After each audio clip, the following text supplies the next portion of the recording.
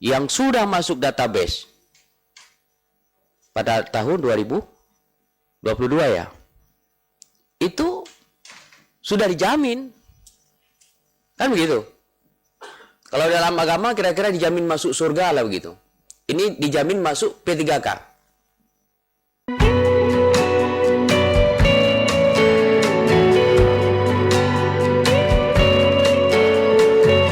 Ini kontroversi ini. Ya. Tidak linear dengan pendapat ataupun dengan kebijakan menteri sebelumnya terhadap menteri yang baru ini. Pemerintah yang baru ini undang-undang loh. Undang-undang nomor 6 tahun 2023 ini tidak bisa dilawan oleh peraturan menteri. Peraturan Menteri Menpan RB nomor 16 tahun 2025 itu tidak boleh parsial. Tidak inherent dengan Undang-Undang Menpan RB 348 ini 2024. Di situ kan tidak parsial, kolektif. Kenapa di aturan ini menjadi parsial antara guru swasta dan guru negeri? Dasar hukumnya apa? Gak boleh suka-suka gua dong, gak boleh. Ini negara, ya kan? Ini negara.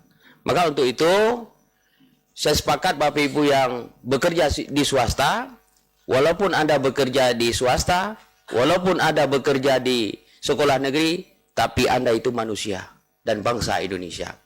Tenaga honorer maupun non ASN ini bagaimana nasibnya mereka? Masa akan kita biarkan seperti ini? Masa akan kita biarkan mereka dengan dengan istilah dirumahkan? Dirumahkan ini kan sama saja mereka kan tidak dipekerjakan kan seperti itu. Ini sangat saya merasakan nelongso lah gitu, Mas. Dari apa yang telah Rahul jelaskan, apa langkah terdekat yang akan dilakukan oleh fraksi Anda? Begini, sesuai dengan apa yang disampaikan oleh ketua kami, yaitu Ketua DPD Partai Golongan Karya Kabupaten Jember, Bapak Haji Karimullah Darujadi.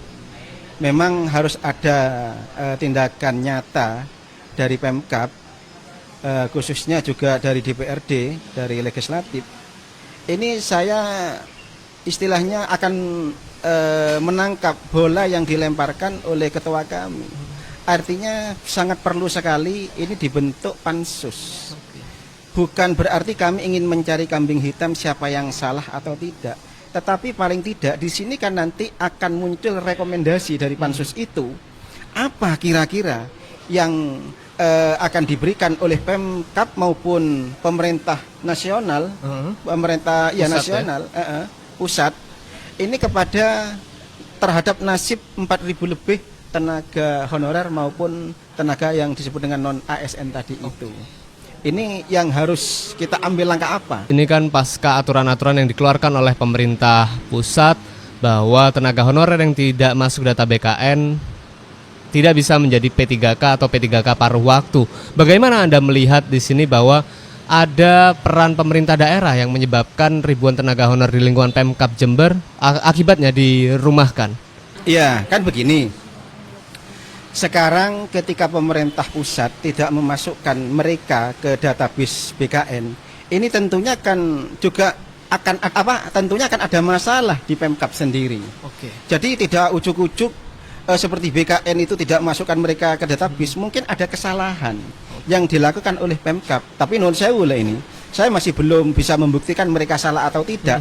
Tetapi saya hanya feeling, analisa politik saya, itu sepertinya saya melihat itu ada kesalahan prosedur. Jadi menurut Anda Pemkab Jember seharusnya tidak bisa tutup mata terhadap kejadian dirumahkannya ribuan tenaga honorer, Rahul. Apakah betul begitu? Ya tentunya ini kan harus menjadi tanggung jawab Pemkab Jember. Kalau sudah bicara Pemkab Jember ini kan baik itu eksekutif maupun legislatif kan seperti itu. Jadi tidak boro-boro kita itu ini kesalahannya eksekutif, tidak. Makanya kami itu sendiri kepingin duduk bareng lah dengan eksekutif mencari solusi terkait masalah nasib tenaga honorer yang non ASN yang jumlahnya sekitar 4.000 lebih itu kira-kira ke depan bagaimana? Ini kan yang perlu menjadi pemikiran kita. Jadi kita tidak bisa mendiamkan mereka, apalagi dengan istilah merumahkan mereka tanpa ada solusi, tidak bisa, Mas.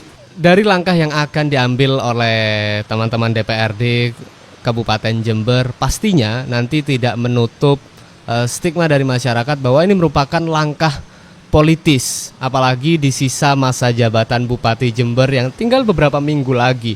Bagaimana kemudian Anda menanggapi penilaian tersebut, Raholil? Kalau pansus dibentuk itu ada yang menganggap ini kesannya politis. Lah memang kami ini kan memang hidup di politik kan. Jadi kalau dewan itu memang dewan Pejabat itu memang politik, pejabat politik. Jadi memang kita tidak lepas dari urusan politik. Sehingga kalau ada kelompok-kelompok tertentu menuding kami ini politis, ya oke lah, tidak masalah. Tetap akan kami lakukan. Jadi gini, saya melihat ya, ketua kami melempar bola lah bahwa mungkin perlu dibentuk pansus. Ini menurut saya ya sangat relevan pada saat ini. Kenapa? Karena dengan dibentuknya pansus itu nanti kan kita bisa mencari akar persoalannya. Terus juga bisa mencari solusinya. Kan seperti itu. Sekarang persoalannya ini munculnya dari mana? Nanti akan kita ketahui. Terus setelah itu kita berpikir bagaimana solusinya dengan saudara-saudara kita yang 4.000 lebih yang sekarang ini katanya dirumahkan. Solusinya apa? Masa akan kita diamkan? Maka dengan pansus terbentuk, maka nanti kan muncul rekomendasi-rekomendasi. Tadi kembali lagi ya, kalau ini memang dianggap politis, oke lah, tidak masalah.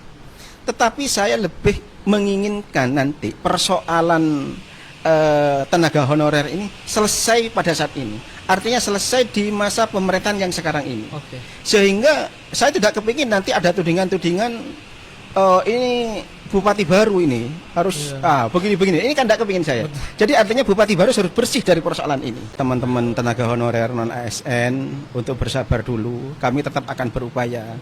Tetapi setidak-tidaknya kami juga di dalam memberikan solusi penyelesaian masalah ini tetap kami akan menggunakan regulasi dan aturan yang ada. Kami tidak ujuk-ujuk menjanjikan sesuatu yang tidak mungkin kami laksanakan atau mungkin sesuatu yang justru kami melanggar hukum. Kami tidak mungkin. Sehingga kami tetap akan berupaya. Mudah-mudahan ini ada solusi dan juga ada keterbukaan baik itu Pemkab maupun pemerintah pusat terhadap nasib 4.000 lebih dari tenaga honorer atau non ASN ini. Apa sih seharusnya yang dilakukan oleh pemerintah Kabupaten Jember khususnya eksekutif untuk mengatasi hal ini di sisa masa jabatan yang tinggal hitungan minggu lagi? Jadi begini harapan kami terhadap sisa-sisa waktu yang masih ada ini harus ada upaya keras. Urusan berhasil atau tidak itu kan nanti. Yang penting sudah ada usaha, bukan pembiaran atau apalagi hanya merubah istilah-istilah saja, tidak. Tetapi harapan kami memang ini harus ada gerak yang konkret, usaha yang konkret, upaya yang konkret, bagaimana persoalan ini cepat terselesaikan. Sehingga ketika pelantikan bupati yang baru nanti, ini sudah selesai, sudah beres gitu loh. Artinya masyarakat tuh bisa menilai, oh ini ternyata sisa pemerintahan yang lama. Jadi pemerintahan yang baru itu masyarakat juga sudah bisa menilai tidak ada kaitannya dengan urusan ini gitu. Walaupun pada akhirnya nanti juga pemerintah yang baru ini juga akan membantu menyelesaikan persoalan ini. Tapi masyarakat sudah bisa memilah seperti itu.